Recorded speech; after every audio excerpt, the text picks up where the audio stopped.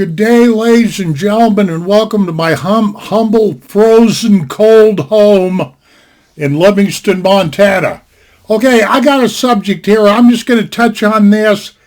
I've got no notes. I've got no script. I've got no nothing.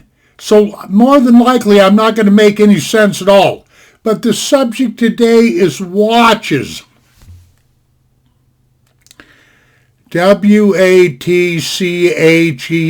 watches, wrist watches. I decided that I wanted to buy me a good wristwatch once and for all, because all my life I've been a working man, welding, construction, stuff like that. I was working in environments where a lot of times, like in the food processing industry, we couldn't have any jewelry on us at all, including watches and stuff like that for obvious reasons, And so here I am, 68 years old, and I went through a great deal of my life without a decent watch. And it seemed like every time I bought a watch, they'd fall apart, quit working, stop. I actually seen hands fall off of these sons of bucks and stuff like this. And so about a month or so ago, I decided to start, dinking around. And some of you that follow my channel, what three of you that do, probably noticed I was putting out some slideshows on watches and different things. And so that's because I was dabbling with watches. I bought a few. I bought a couple of them that I didn't like very well. They worked okay. They were called Sterling watches, and don't let me I don't want to spell that because it doesn't spell out like it sounds. But those Sterling watches were pretty good. But the only reason why I didn't really like them all that well is because I couldn't see them at night. I want a watch that I can tell time at night. Look, it's like this, ladies and gentlemen. There's only a little bit of criteria that I want in a wristwatch. Number one, I want to be able to tell time, and tell time relatively correctly, and have hands that you can see. Is that so hard? Instead of looking at a watch like you're looking into a transmission, you know the kind of watches I'm talking about. Looking into a transmission, well, that's what it looks like to me. And then I want a watch where I can tell the time at night, okay? And then I just want a watch where I can tell at least the date. It would be kind of nice, if you could tell the date too. But a lot of them, some of them have that, some of them don't. Anyway, when I fell down the hole of shopping for watches, I had no idea what I was getting myself into until about 2 weeks went by and my eyes were about ready to fall out of my head. After having a couple of bad buying experiences and different things, I was starting to get a little pissed off. I mean, okay, to give you an example, I just went to Google, like everybody does. Just Google it, like if Google's got the answer to everything. But I just went to Google, handy search engine, and I typed up men's watches. You do the same thing and you'll see what happens. You're going to get 6 billion, I said billion, returns. Somewhere between 5 and 6 billion entries of returns. Now, who in the hell has time or patience to go through 6 billion entries? Another point here is go to Amazon. Type up men's watches on Amazon like I did while I was taking my fall through the rabbit hole, and 20,000 watches popped up. 20,000. The hell is this nonsense? How many watches does this planet need? How many choices in watches do we actually need? Okay, while I was buzzing around on Amazon, getting bug-eyed and red-eyed and madder by the minute, I actually run into a watch that cost $185,000. A Philip, whatever. $185,000. $185,000 will damn near buy a shack up here in Montana. You know what I'm saying? I think it's just plumb ridiculous. So I dived into this subject a little bit further because I wanted to know what the hell was going on with this watch thing. How come we had so many choices at different companies? Well, what it is, real simple. Like here, how much time have I wasted? 6 minutes almost. All right, which I can live with that, but I better hurry along here. Basically, you've got somewhere between 6 to 8 to 10 major corporations, okay? Look at it like a tent, and you've got various names underneath one tent, like Casio, Seiko, Timex, like that, and then there's another tent over here, or a corporation, and you got a bunch of other names, because believe you me, I ran into names I'd never even heard of. I mean, it was starting to really piss me off, man. I mean, Yin Yang watches and Yu Feng Yang watches. All this kind of crap like this, man. And just looking at them, you know they're going to fall apart.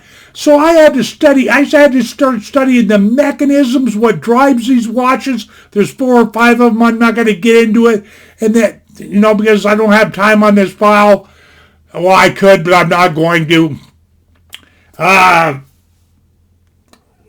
What crystals they had on them, like I say, what movement, what bands, and on and on and on. I'm just sitting here to tell you, ladies and gentlemen, if you're going to shop for a watch, here's my advice. Know what you want right up the get-go. Say, I got to have lighting at night. I want bigger letters or Roman numeral letters. I want quartz movement, automatic movement, solar movement, digital watches. They got all this crap. Know that kind of stuff. Know what kind of band you want like that. And that will narrow things down for you if you know what you want. Okay, if that makes any sense.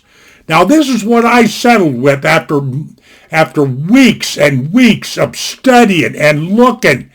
And I've got a couple of files on the internet. They're just slideshows, and people are probably going, boy, that's weird. Usually Jim gets on the camera. I don't care about any of that. But the watch that I kind of settled with, and of course it's still in testing, and I'm not going to go through all the functions and I'll go through the functions for a minute here, but I'm not going to say, okay, it does this, and how it works and everything. But right here, I don't even know if you can see it all that well. You probably can. I didn't think so because that's about as good a look as you're going to get. But it is this right here. It's a Timex Intelligent Quartz. It's a tide, temperature, and compass watch. And it comes under their Allied collection. Because the way Timex does, they started making watches in 1840-something in Waterbury, Connecticut. And they made several different collections of watches over the years. And every once in a while they'll come out with some reissues and stuff like this. This is one of their older watches. But I like it because the way these buttons work, and it's relatively simple, and that's all it does. It just tells you right what this card says. Tide, temperature, the compass, and there, right there where my finger is, right there's the model number in case any of you might be interested in this. By the way, Timex is out of stock on these right now, but that's all this watch does. Oh, and of course it's got that Indiglow, I can see it in the nighttime, and it's got a nylon surface right here on this band, and it's got leather on this other side, which is pretty nice. It's a pretty nice band, really. This watch was kind of expensive, a little bit more than I wanted to pay, but, and it does have the date. but it doesn't have the day of the week. That date is right. I knew you couldn't see it. It doesn't really matter because all you got to do is go to my slideshow, and this watch is that little circle right there is the date. But I put a slideshow out where this watch is pictured very, very well. And this button right here gives you the temperature. This right here sets your watch and all that. You push this in right now and you're going to get the blue light, the indigo light. This right here is the tide. And this button over here is for the compass. And I have tested this watch out, and the compass works very, very well. I know exactly, precisely where north, south, east, and west is. You live in Montana and you don't know your directions, you're screwed up, or you can be. And I've also checked the temperature, and it works real well and everything. And of course, the tide. The only thing we got around here is the Yellowstone River, so that I knew when I bought it I really didn't need that tide thing, but there you are with all that. So if you're one of these people that's out there just tearing your hair out trying to find a watch that'll fit your needs, you know what I got to say to you? Good luck. Good luck. No, but what I'm trying to say in this stupid little movie file here is know what you want and go that way. And of course, there's that name brand thing that comes in there. I got news for you. From what I'm seeing in this day and age, it really doesn't matter all that much. Not unless you want to step up into that category of watches that's over 5,000. You'll end up buying stuff like Bolivia, Cartier, and all that stuff. I think it's absolutely ridiculous to spend that kind of money for a timepiece. I can remember when I was a kid, of course I'm not a kid anymore, we used to be able to buy these old pocket watches, which nobody hardly ever makes them anymore, but you can get them for $1. Man, I'm just telling you, man. And some of these watches, they don't even look like watches. Like some of these watches, you look at them and you don't know if you're staring inside of a transmission, a piece of a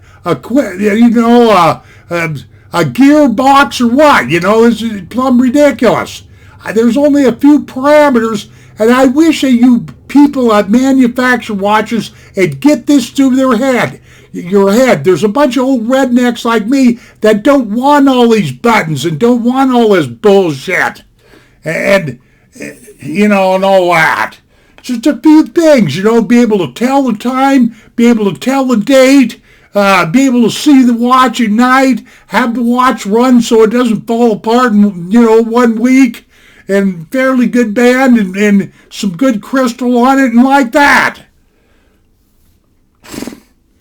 Man, have I bitched enough? Yeah, this watch thing is plumb nuts. I don't know how these people stay in business, because it seems to me that the competition is severe, to say the very least, And sometimes it makes me wonder, when you buy a watch, what you're really buying, or who really makes the doggone thing. Okay, I'm way out of... I'm coming up on 14 minutes. I'll get out of here, ladies and gentlemen. Thank you very much for visiting me in my home and letting me rant and rave. And we shall see you on down the pike, or see you on down the trail. Adios, my friends.